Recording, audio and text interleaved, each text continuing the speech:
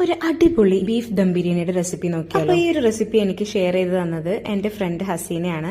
Thank you Haseena for such a wonderful recipe. 2 secret ingredients ആട്ടോ ഈ ബിരിയാണിയുടെ ടേസ്റ്റ് ഇത്രയും ഉഷാറാക്കിയത്. ലുലുയുടെ ബർദമാൻ ജീരകശാല റൈസ് ആട്ടോ നമ്മൾ ഇന്ന് യൂസ് ചെയ്യുന്നത്. ഈ അരി ഒരു പ്രത്യേക സ്മെല്ലാണ്. 1 കിലോ റൈസ് വെച്ചിട്ടാട്ടോ നമ്മൾ ഇന്ന് ബിരിയാണി ഉണ്ടാക്കുന്നത്. അപ്പൊ ഈ ബിരിയാണി മസാലയുടെ ഒരു പ്രത്യേകത എന്താണെന്ന് വെച്ച് കഴിഞ്ഞാൽ നമുക്ക് സവാളയും തക്കാളിയും ഒന്നും വാട്ടി ബുദ്ധിമുട്ടേണ്ട ഒരു ആവശ്യം. സവാളയും തക്കാളിയും ഇറച്ചിയും മല്ലിയില, പുതിനയില, കറിവേപ്പിന്റെ ഇല, പിന്നെ വെളുത്തുള്ളി, ഇഞ്ചിയും പച്ചമുളകും കൂടെ ചതച്ചതും കൂടെ നമ്മൾ കുക്കറിൽ ഇട്ടിട്ടുണ്ട്. അതിലേക്ക് നമുക്ക് ആവശ്യമായിട്ടുള്ള മസാലകളും ആഡ് ചെയ്ത് കൊടുക്കുന്നുണ്ട്.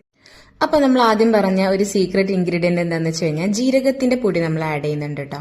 അതുപോലെ നമ്മുടെ അടുത്ത സീക്രട്ട് ഇൻഗ്രീഡിയന്റ് അൽമറായുടെ നെയ്യാണ് കേട്ടോ. ഈ നെയ്യിന് ഒരു പ്രത്യേക ടേസ്റ്റ് ആണ്.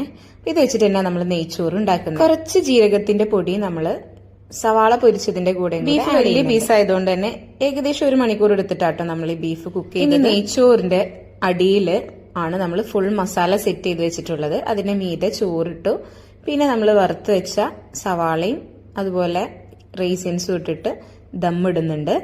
ഇതുപോലെ ആവി പുറത്തേക്ക് വരണം കേട്ടോ. നമ്മൾ ഏകദേശം ഒരു 45 മിനിറ്റ്സ് ദം ചെയ്തിട്ടുണ്ട്. നെയ്യുള്ള ബീഫ് വെച്ചിട്ടാട്ടോ നമ്മൾ ഈ ബിരിയാണി ഉണ്ടാക്കിയിട്ടുള്ളത്.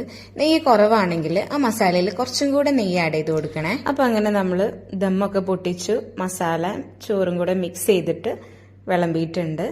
സൂപ്പർ ടേസ്റ്റി ആയിട്ടുള്ള ഒരു ബിരിയാണി റെസിപ്പിയാണ്.